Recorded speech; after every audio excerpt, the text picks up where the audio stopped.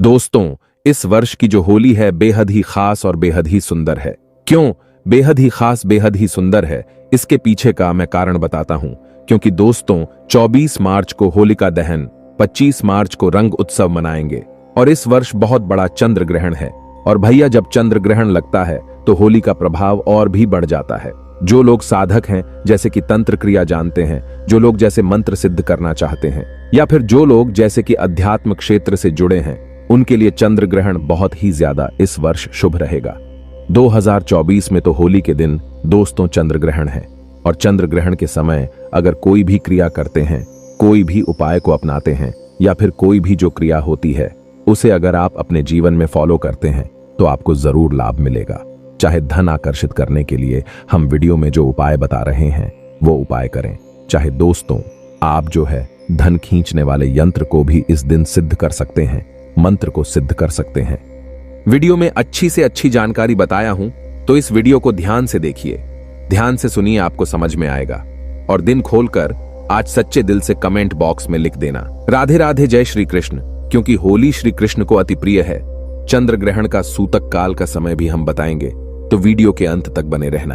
होली का त्योहार जश्न का त्योहार होता है, इसलिए इस दिन विशेष रूप से खान पान, नृत्य, गायन ये सब किया जाता है। होली का महत्व हमारे जीवन के हर पहलू में ये हमें ये महसूस कराता है, क्योंकि इस दिन हम अपने मतभेदों को भूल जाते हैं और त्योहार की खुशी को साझा करते हैं, एक दूसरे को गले लगाते हैं। दोस्तों, भारत में होली का त्योहार सभी के जीवन में बहुत सारी खुशियां, ये सब खुशियों का रंग भरने का काम करता है, लोगों के जीवन को रंगीन बनाने का काम करता है। आमतौर पर जो होली का त्योहार है, इससे रंग महोत्सव भी कहा जाता है। यह लोगों के बीच में एकता का प्यार लाता है, इसे प्यार का त्योहार भी कहा जाता है। दोस्तों, होली के दिन कुछ ऐसे कार्य जिन्हें नहीं करना चाहिए, इस वीडियो में बताऊंगा। और आज इस वीडियो में होली की राख के जबरदस्त 10 गुप्त एवं चमत्कारिक प्रयोग बताऊंगा, जो प्रयोग जानने के बाद आप भी होली की राख को अपने घर में रखना शुरू कर देंगे। दोस्तों, भारत के कई प्रदेशों में होली कास्ट के शुरू होने पर एक पेड़ की शाखा काट करके उस पर रंग बिरंगे कपड़े के टुकड़े बांधे जाते हैं। कई प्रदेशों में और उस शाखा को जमीन में गाड़ करके उसके नीचे मदमस्त होकर के लोग गाते हैं, बजाते हैं, होली उत्सव का पर्व मनाते हैं। मैं आप सभी लोगों को बताना चाहूंगा, जिस प्रकार दीपावली में दीपों की उष्णता से, तेल की गंध से चतुर्मास के संचित जो कीटाणु होते हैं ये सब नष्ट हो जाते हैं, उसी प्रकार शीतकाल में संचित कीटाणु होली की जलती अग्नि के प्रभाव से नष्ट हो जाते हैं, गुलाल आदि की गंध से नष्ट हो जाते हैं। गाते हैं, हम हंसते हैं तेज आवाज में। होली के दिन हम जब गान बजान करते हैं तो गले का व्यायाम भी होता है। दोस्तों, आइए इस वीडियो में जानते हैं कि होली की राख के कौन कौन से प्रयोग किए जाते हैं। मैं आप लोगों को बताना चाहूंगा।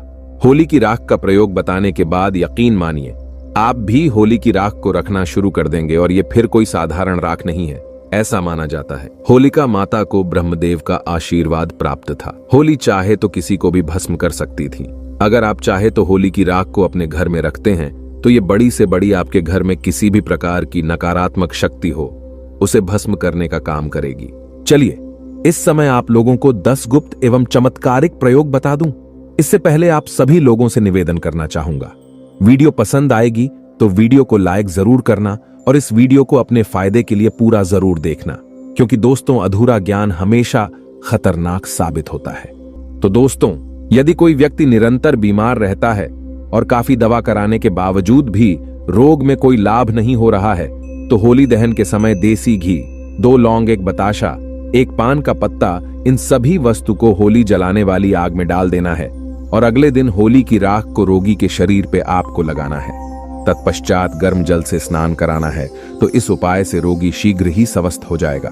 कोई व्यक्ति अभिचारी कर्म करता है, जैसे आपके ऊपर टोना जादू करता है, मारण है, विद्वषण है, उच्चाटन है, सम्मोहन है, वशीकरण है, इसे तांत्रिक क्रिया कहा जाता है।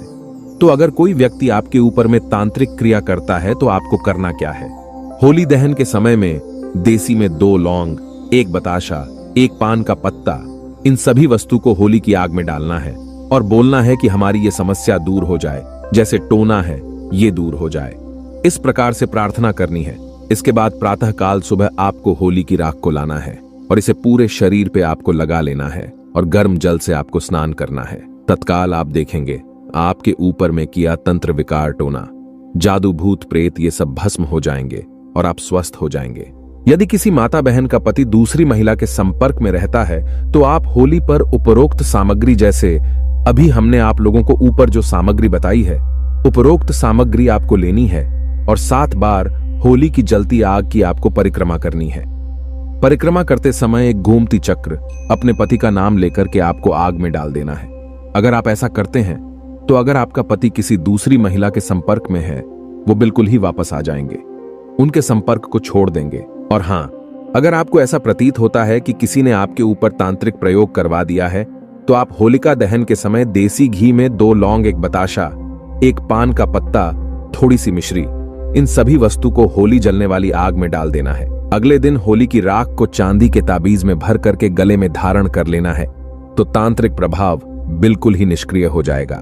यदि कोई व्यक्ति आपका लिया हुआ धन वापस नहीं कर रहा है तो आप होली जलने वाले स्थान पर, जहां पे होली जलाई जाती है, उस स्थान पर अनार की लकड़ी से उस व्यक्ति का नाम लिखना है। किसमें लिखना है? भोजपत्र में लिखना है। और होलिका माता से अपना धन वापसी का निवेदन करते हुए उस नाम पे थोड़ा सा गुलाल उस पे छिड़कने के बाद आपको होली की आग में डाल देना है। बिल्कुल ही आपका धन वापस मिल जाएगा। दोस्तों, अगर आप किसी से शत्रुता समाप्त करना चाहते हैं तो होलिका दहन के अगले दिन उसी स्थान पर रात्रि 12 बजे जाकर होली जलने वाले स्थान पर अनार की लकड़ी से भोजपत्र पर उस व्यक्ति का नाम लिखना है। फिर उसे बाएं हाथ से मिटा देना है। उस स्थान की थोड़ी सी राख लाना है और अगले दिन उस व्यक्ति के सिर पर उस राख को डाल देना है। तो ऐसा करते हैं तो व्यक्ति आपके प्रति शत्रुता का जो भाव रखता है, दुश्मनी का भाव रखते हैं, वह समाप्त हो जाएगा। और भी इसके जबरदस्त चमत्कारिक एवं गुप्त प्रयोग बताऊंगा। वीडियो को आधे बीच में छोड़ करके नहीं जाना है। यह वीडियो 10 मिनट की बनने वाली है। 10 मिनट की जानकारी आपके जीवन को बदल करके रख देगी। यदि आपकी जन्म पत्री में कोई ग्रह दूषित हो तो आप होली दहन के समय देसी घी में 2 लौंग, 1 बतासा, 1 पान का पत्ता, इन सभी वस्तु को होली जलने वाली आग में डाल देना है और अगले दिन उस राख को ला करके सर्वार्थ सिद्ध योग में, अब गूगल पे भी सर्च करके देख लेना कि होलिका दहन के समय और होलिका दहन के दिन सर्वार्थ सिद्ध योग कितने बजे है। होलिका दहन के सुबह, ठीक है, तो सर्वार्थ सिद्ध योग में इसे शुद्ध करके बहते जल में प्रवाहित कर देना है। होली की राख को सर्वार्थ सिद्ध योग में प्रार्थना करना है। इसके बाद शुद्ध जल में बहा देना है।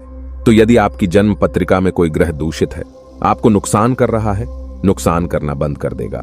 अगर आपको राज्य पक्ष से बाधा आ रही है तो आप होलिका के उल्टे फेरे प्रारंभ करें। कैसे करना है? जैसे जो लोग राजनीतिक क्षेत्र से जुड़े हुए हैं और आपको कोई बाधा आ रही है तो होलिका माता के आपको सीधे फेरे ना लेकर के आपको उल्टे फेरे लेने हैं और प्रत्येक फेरे की समाप्ति पर आंख की जड़ जलती होली में फेंकना है। आंख किसे बोलते हैं? मदार के पौधे को, जिसे हम अकवन के नाम से जानते हैं। तो मदार के पौधे की जड़ जलती होली की आग है, उसमें आपको फेंकनी है और उल्टे फेरे लेने हैं। और कितने फेरे लेने हैं? 7 फेरे लेने हैं। तो इस उपाय को करने से आपको राज्य पक्ष में, राजनीतिक क्षेत्र में जो परेशानी आ रही है, सारी बाधा समाप्त हो जाएगी। दोस्तों, वास्तु दोष से मुक्ति पाने के लिए होली दहन के अगले दिन आप सर्वप्रथम अपने इष्ट देव को गुलाल अर्पित करें। अपने निवास के ईशान कोण पर पूजन करके गुलाल चढ़ाए और आपको प्रार्थना करनी है। और आप चाहे तो थोड़ी सी होली की राख ला सकते हैं और ईशान कोण पर रख सकते हैं, चढ़ा सकते हैं। तो यह उपाय करने से आपके घर के सारे वास्तु दोष समाप्त हो जाएंगे। दोस्तों, यदि किसी के ऊपर में कोई भय का साया है तो वह होली पर एक नारियल, एक जोड़ा लौंग, पीली सरसों, इन सभी वस्तु को लेकर के पीड़ित व्यक्ति के ऊपर से 21 बार उतारा करे और होली की अग्नि में डाल दे। सारा दुष्प्रभाव समाप्त हो जाएगा। कैसा भी भय हो, जैसे कि भूत प्रेत का भय हो, शत्रु का भय हो, परीक्षा का भय हो, राजनीति का भय हो, कैसा भी भय हो, वह समाप्त हो जाएगा। दोस्तों, यदि आपको बार बार आर्थिक हानि का सामना करना पड़ता है तो आप होली दहन की शाम को अपने मुख्य दरवाजे की चौखट पर 2 मुखी आटा का दीपक बनाए और चौखट पर थोड़ा सा गुलाल छिड़ा करके दीपक जला करके आपको रख देना है। दीपक जलने के साथ ही मानसिक रूप से आर्थिक हानि दूर होने का आपको निवेदन करना है। तो यह उपाय होली के दिन कारगर सिद्ध होता है। आपको जो आर्थिक हानि हो रही है वह आर्थिक हानि होना बंद हो जाती है। चलिए 2 प्रयोग और बता दूं, इसके बाद वीडियो समाप्त करूंगा।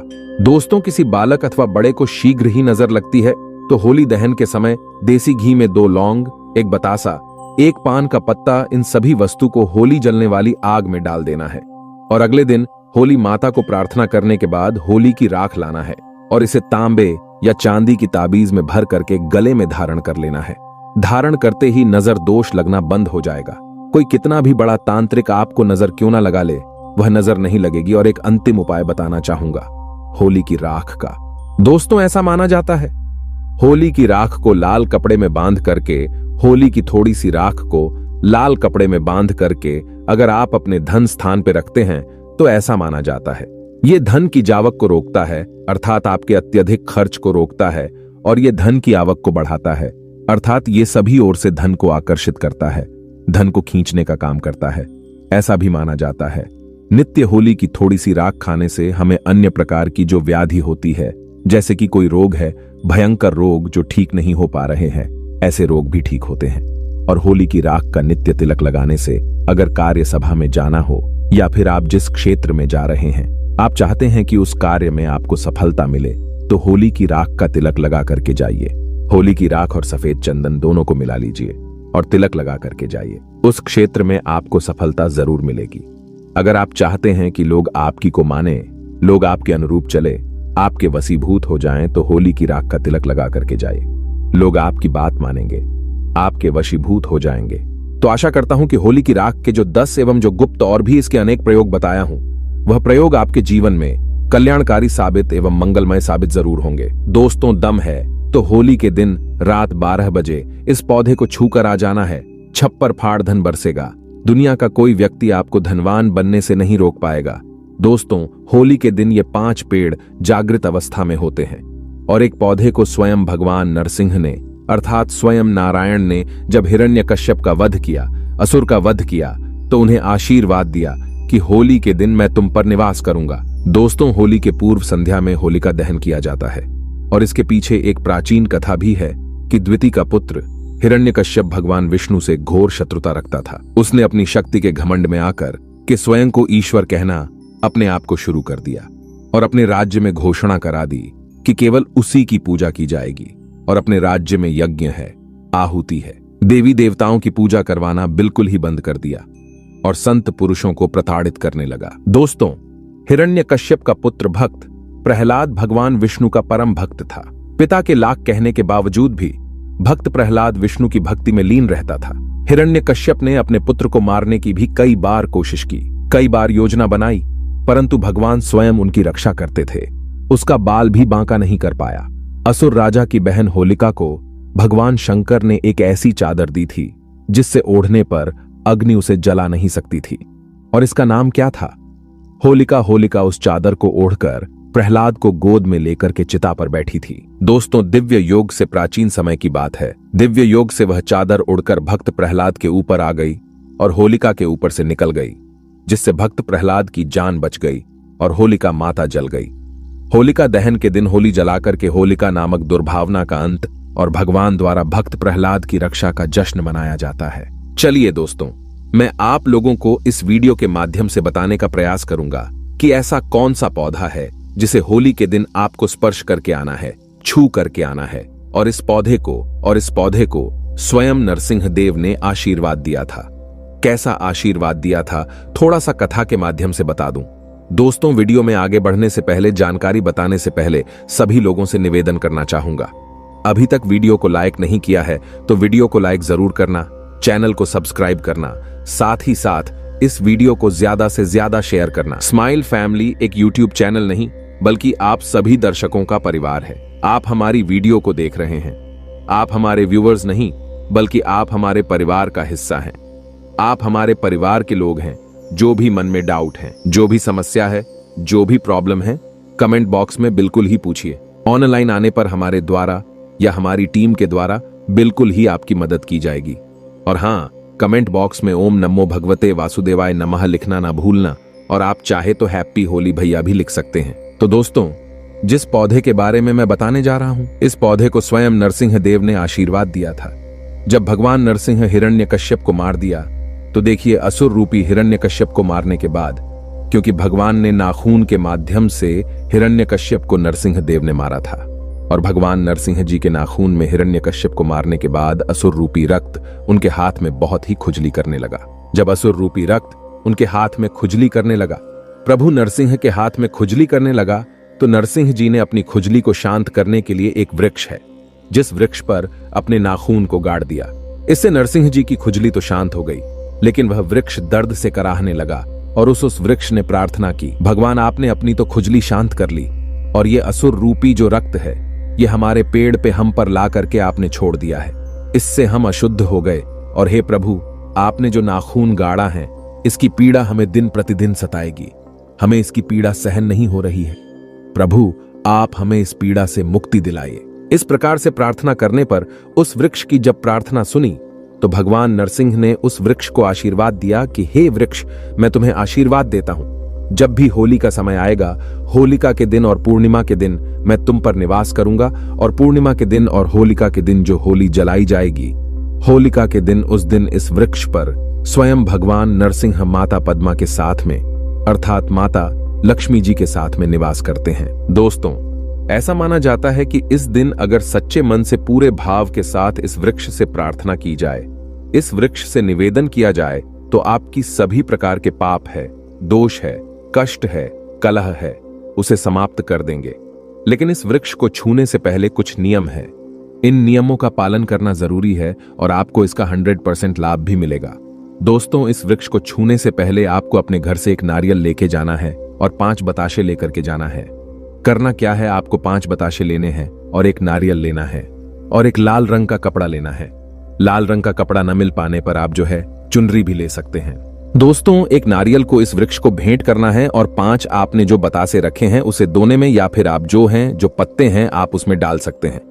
एक पत्ते का दोना बना लीजिए और इस वृक्ष के नीचे रख दीजिए 5 बतासे को, और आपको एक नारियल को भेंट करना है। आप चाहे तो 5 अगरबत्ती भी जला करके वहां पे रख सकते हैं और इस वृक्ष से प्रार्थना करना है कि हे वृक्षराज, आप हमारी गरीबी हैं, आप हमारी समस्या हैं, आप हमारी निर्धनता है, इसे दूर करें, क्योंकि आज आपके ऊपर माता लक्ष्मी तथा भगवान नारायण रूपी जो नरसिंह है ये निवास करते हैं। मैं आप दोनों दिव्य शक्ति से निवेदन करता हूं, आप पर जो देवी शक्ति है सबसे प्रार्थना करता हूं कि कृपया आप जो है पूर्ण रूप से हमारी गरीबी को, हमारी समस्या को, हमारी परेशानी को, जीवन में चल रही तकलीफ है उसे आप दूर करें। इस प्रकार से आपको निवेदन करना है, और करना क्या है कि इसके एक फल को लाल कपड़े में आपको बांध करके ले आना है। एक फल को लाल कपड़े में बांध करके ले आना है, और जब आप इसके एक फल को लाल कपड़े में बांध करके लाए तो उस समय इतना ध्यान रखना है कि पीछे मुड़ करके आपको नहीं देखना है। साथ ही साथ जब आप इस वृक्ष को एक नारियल भेंट करें, 5 आप जो है बतासे भेंट करें, तो उस समय इस बात का ध्यान रखना कि भेंट करने के बाद तत्काल इस वृक्ष को नहीं छूना है। इस वृक्ष को प्रणाम करना है, इस वृक्ष में निवास करने वाले देवी शक्ति को प्रणाम करना है। इसके बाद बोलना है कि हे वृक्ष, मैं आपको छूने जा रहा हूं, कृपया मेरे अंदर में जितनी भी अलक्ष्मी है उसे आप खींच लीजिए एवं आप मुझे लक्ष्मी प्रदान करें। मेरे अंदर के जितने भी अवगुण हैं आप उसे खींच लीजिए और आप मुझे सगुण प्रदान करें। मेरे अंदर के जितने पाप हैं सबको खींच लीजिए और आप मुझे पुण्य प्रदान करें, क्योंकि इसे भगवान नरसिंह देव का आशीर्वाद प्राप्त है कि कोई भी व्यक्ति इस वृक्ष को छुएगा, उनके सारे पाप होली के दिन स्वयं ये वृक्ष खींच लेगा और उसे पुण्यात्मा बना देगा। तो इस वृक्ष से इस प्रकार से आपको प्रार्थना करना है, फिर इस वृक्ष को छूना है। दोस्तों, इस वृक्ष का नाम है गुल्लर। जी हां दोस्तों, गुल्लर वृक्ष के बारे में मैं आप लोगों को कई बार जानकारी बता चुका हूं। गुल्लर वृक्ष एक ऐसा वृक्ष है जिसे साक्षात भगवान नारायण रूपी नरसिंह देव का आशीर्वाद प्राप्त है। भगवान नरसिंह देव ने इसे आशीर्वाद दिया है। दोस्तों, ऐसा माना जाता है कि होली के दिन अगर गुल्लर के वृक्ष को स्पर्श करके आया जाए, छू करके आया जाए, निवेदन किया जाए, तो आपके अंदर के अवगुण समाप्त हो जाते हैं। आपके अंदर में जो अलक्ष्मी बैठी हो, कुलक्ष्मी बैठी हो, वह भाग जाती है। आपके अंदर में जो पाप है वह दूर हो जाते हैं। आपने कैसा भी पाप किया हो वह पाप नाश हो जाते हैं। इस वृक्ष को छूना है और इस वृक्ष से आपको प्रार्थना करना है। दोस्तों, इसी के साथ इस वृक्ष के एक फल को आपको लाल कपड़े में बांध करके ले आना है। और कितने बजे लाना है? आपको रात्रिकालीन 12 बजे के आसपास में ही जाना है और एक फल ले आना है, और इस फल को बिना घर में किसी को बताएं आपको धन पेटी में रख देना है। जहां पे आप पैसे रखते हैं, गल्ले वाला स्थान है, वहां पे रख देना है। दोस्तों, आपकी दिन दुगनी रात चौगुनी तरक्की होगी। दोस्तों, छप्पर फाड़ करके धन बरसेगा आपके घर में। लेकिन जब भी आप ये उपाय करें, गुप्त रखना है, इसके बारे में किसी को नहीं बताना है।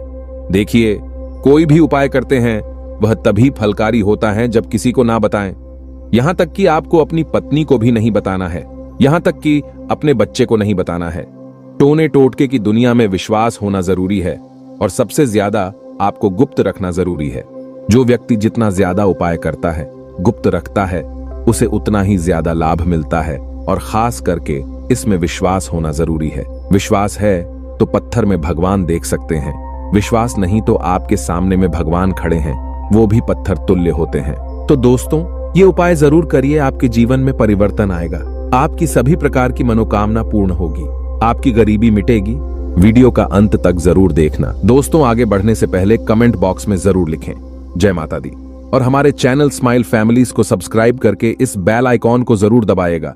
दोस्तों, शास्त्रों के अनुसार माना जाता है कि होलिका दहन पर होली की अग्नि में टूटा हुआ गन्ना नहीं अर्पित करना चाहिए, ना ही खराब गन्ना अर्पित करना चाहिए। इससे उल्टा आप पर होली मैया का श्राप लग सकता है। टूटा हुआ गन्ना पूजा पाठ में इस्तेमाल नहीं किया जाता, इससे होली माता जाते जाते आपको श्राप दे सकती हैं। आपके घर में भयंकर गरीबी का वास हो सकता है। शास्त्रों में माना जाता है कि जब होलिका दहन होता है तब होली की अग्नि में पवित्र चीजों को ही डालना चाहिए, अर्पित करना चाहिए। जब आप अग्नि में गन्ना डालें तो गन्ने के ऊपर हरे भरे पत्ते जरूर होना चाहिए, क्योंकि पूजा पाठ में अधूरी चीजें इस्तेमाल नहीं की जाती। अधूरी चीजें इस्तेमाल करने से अधूरा ही फल प्राप्त होगा, इसीलिए गन्ना साबुत होना चाहिए, टूटा हुआ बिल्कुल भी ना हो। दोस्तों, हमेशा याद रखें, होलिका दहन से ठीक पहले गन्ना घर में अवश्य लेकर रख लें, और गन्नों की संख्या 2 या 5 या फिर 7 संख्या होना चाहिए। दोस्तों, होली की पवित्र अग्नि में पानी वाला नारियल नहीं चढ़ाना चाहिए, इससे आप पाप के भागीदार बन सकते हैं। हमेशा सूखा नारियल होली की अग्नि में अर्पित करना चाहिए। पानी वाला नारियल अग्नि के अंदर भूलकर भी न डालें।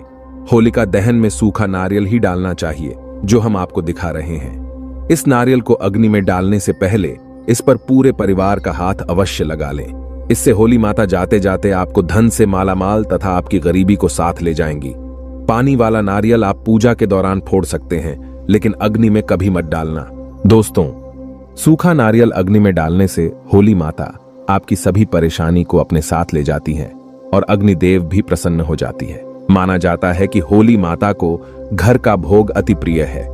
अगर आपने अपने घर में जो भी बनाया है वो होली माता को अवश्य अर्पित करें, लेकिन याद रहे, गुजिया चढ़ाते समय देख लें कि गुजियों की संख्या 3 नहीं होनी चाहिए। या तो 2 चढ़ा लें या फिर 5, 7, 11 और 21 चढ़ा सकते हैं, लेकिन गुजियों की संख्या 3 नहीं होनी चाहिए। ऐसे में 1 की संख्या में गुजिया भी नहीं चढ़ाना चाहिए। होलिका दहन में आप बर्फी का भोग लगा सकते हैं और जल अवश्य अर्पित करें।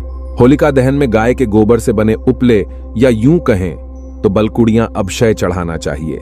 दोस्तों, होली की अग्नि में आप हरा चना, गेहूं की बालियां, कोई भी नई फसल अवश्य अर्पित करें। इससे आपके घर में अन्न धन की कमी कभी नहीं होगी। जब आप माता को बालियां अर्पित करें तो देख लें टूटी हुई बालियां ना हो, सूखे हुए पत्ते ना हो, एकदम बालियां हरी भरी होनी चाहिए। होलिका दहन की अग्नि में सूखी बालियां चढ़ाने से पाप लगता है। दोस्तों, शास्त्रों के अनुसार माना जाता है कि अगर आपको मासिक धर्म आ जाए तो ऐसे में आप होलिका दहन की पूजा किसी और से करवा सकते हैं। आप पूजा का वैसे ही पालन करें जैसे आप करते आए हैं, लेकिन मासिक धर्म के दौरान होलिका दहन के पास नहीं जाना चाहिए। आप दूर से होलिका दहन देख सकते हैं और आप किसी और से पूजा पाठ करवा सकते हैं। इससे भी आपको फल की प्राप्ति अवश्य होगी। दोस्तों, होली की अग्नि में चावल के बने पापड़ तथा कच्चे चावल अवश्य अर्पित करने चाहिए। होलिका दहन में चावल अर्पित करने से धन की प्राप्ति होती है। इससे आपके घर में जितनी भी गरीबी होगी सब नष्ट हो जाएगी। पुराणों के अनुसार भगवान विष्णु ने भगवान श्री हरि ने कहा था, जो व्यक्ति होलिका दहन में चावल अर्पित करेगा, मैं उसका घर धन धान्य से भर दूंगा। उसके घर में सदैव लक्ष्मी का वास होगा, उसकी गरीबी जड़ से समाप्त हो जाएगी। दोस्तों, कचरी, पापड़ आदि होलिका दहन में अवश्य अर्पित करना चाहिए। इसे होलिका दहन से पहले झूठा नहीं करना चाहिए। जो आपने कचरी, पापड़ आदि बनाए हैं वो होलिका दहन की अग्नि में अवश्य अर्पित करना चाहिए। इससे आपके घर में धन की कोई भी कमी नहीं होगी। दोस्तों, माना जाता है कि होलिका दहन से पहले होली की अग्नि में बगैर अर्पित किए गुजिया नहीं खाना चाहिए। जब आप माता को भोग लगा दें तभी ही इसका सेवन कर सकते हैं। और सभी परिवारों में गुजिया एक दूसरे को अवश्य खिलाना चाहिए। यदि आप बगैर पूजा में अर्पित किए गुजिया खा लेते हैं तो परिवार में गरीबी और बीमारी आ जाती है, अन्न में कमी आ जाती है। और जो लोग पूजा पाठ करने के बाद माता को गुजिया अर्पित करते हैं तो इससे आपसी प्यार मजबूत होता है। माता को भोग लगाने से पहले गुजिया जूठी ना करें। जब आप पूजा वगैरह कर लें तब उसके बाद आप गुजिया खा सकते हैं। हमेशा याद रखें, माता को गुजिया का भोग लगाने के बाद कन्याओं को गुजिया अवश्य खिलाना चाहिए और दक्षिणा भी देना चाहिए। इससे नव दुर्गा तथा माता रानी का आशीर्वाद प्राप्त होता है। दोस्तों, इस दिन गाय को भोग अवश्य लगाना चाहिए। इस दिन आप गाय को गुजिया वगैरह अवश्य खिलाएं। गाय को मीठा भोग खिलाने से कई जन्मों जन्मों तक पीढ़ी दर पीढ़ी राज करती है। इससे सभी देवी देवताओं को भोग लग जाता है। इस दिन आप कुछ करें या ना करें, गाय माता को गुजिया का भोग अवश्य लगा दें। इससे होली मैया का आशीर्वाद सदैव आप पर बना रहेगा। दोस्तों, चाहे कुछ भी हो जाए, होलिका दहन के बाद उसके अगले दिन होली की राख आपको घर में जरूर लेकर आना है और पूरे परिवार के मस्तक पर इसको लगाना है। इस राख को आप काले कपड़े में बांधकर हमेशा घर में संभाल कर रखें और छोटे बच्चों के मस्तक पर इसे तब लगाएं जब उन्हें नजर दोष लग जाए। इससे नजर आपके बच्चे के आसपास भी नहीं भटकेगी। होलिका दहन की राख को आप काले कपड़े में बांधकर दुकान के गल्ले में या फिर लॉकर में रख सकते हैं। इससे धन में बढ़ोतरी होती है। इससे आपके धन को किसी की बुरी नजर नहीं लगती। होली की राख से आप काफी कुछ कर सकते हैं, जिससे आपके घर में धन दौलत, सुख समृद्धि की प्राप्ति तथा नकारात्मक ऊर्जा नष्ट की जा सकती है। माना जाता है कि होली के दिन सफेद चीज कभी किसी से नहीं लेना चाहिए। इस दिन टोने टोटके प्रभावशाली माने गए हैं। इस दिन सबसे ज्यादा टोने टोटके किए जाते हैं। सफेद चीज में आपके ऊपर कोई काला जादू कर सकता है। होली के दिन आप सफेद चीज भूलकर भी किसी से मत लेना। दोस्तों, अजय देवगन की जो मूवी अभी आई है शैतान, उस मूवी में यह दिखाया गया है कि कभी किसी से किसी भी गैर इंसान से कोई भी चीज मांगकर नहीं खाना चाहिए या उसका दिया नहीं लेना चाहिए। नहीं तो वह आपको अपने वश में कर लेगा और आपको कंगाल बना देगा, आपका पूरा घर नष्ट कर देगा और आपको अपने इशारे पर नचाएगा। इसीलिए होली के दिन किसी से किसी अनजान व्यक्ति से कोई भी सफेद चीज मांगकर मत खाना, नहीं तो आपको वह वश में कर लेगा। क्योंकि इस दिन ब्रह्मांड में आसुरी शक्तियों का वास बड़ी तेज होता है। इसीलिए उसे नष्ट करने के लिए होलिका दहन मनाई जाती है, ताकि बुराई की हार पर अच्छाई की जीत हो। दोस्तों, वेद पुराण के अनुसार माना जाता है कि होली खुशियों की सौगात लेकर आती है। प्यार का प्रतीक मानी गई है होली। ऐसे में इस दिन मांस मदिरा का सेवन नहीं करना चाहिए। जो व्यक्ति होली पर मदिरा का सेवन करता है तथा मांस का सेवन करता है तो उसकी अगली योनि कुत्ते को प्राप्त हो जाती है। सांपों के गर्भ से दिए अंडे में उसका जन्म होता है। ऐसा मनुष्य पीढ़ी दर पीढ़ी नरक की यातना भोगता है। शास्त्रों के अनुसार माना जाता है कि भगवान कृष्ण को होली का पर्व अति प्रिय है। इसलिए कोई भी ऐसा कार्य नहीं करना चाहिए जिससे भगवान कृष्ण क्रोधित हो जाए। होली पर गाली नहीं देना चाहिए। कई लोग होली पर इतनी गंदी गंदी गालियां देते हैं कि कहते हुए शर्म आ जाती है। जो लोग होली पर शराब पीते हैं, गंदी गालियां देते हैं, ऐसे व्यक्तियों को नर्क में घोर पाप भुगतना पड़ता है। सड़गल कर उसकी मृत्यु होती है। स्त्री का अपमान नहीं करना चाहिए। इस समय बिस्तर छोड़ देना चाहिए। होली के दिन ज्यादा सोना नहीं चाहिए। होली के दिन पवित्र पर्व पर सहवास नहीं करना चाहिए। इस दिन स्त्री से दूर रहें। कई लोग ऐसे हैं जो होली पर स्त्री के वस्त्र फाड़ देते हैं और गंदा काम करने लगते हैं।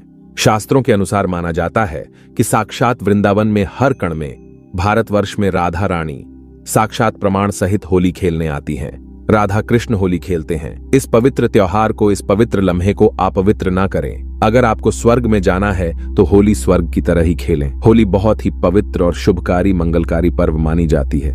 दुश्मनी कम करती है होली, प्यार को बढ़ाती है होली। उसे अपवित्र ना करें।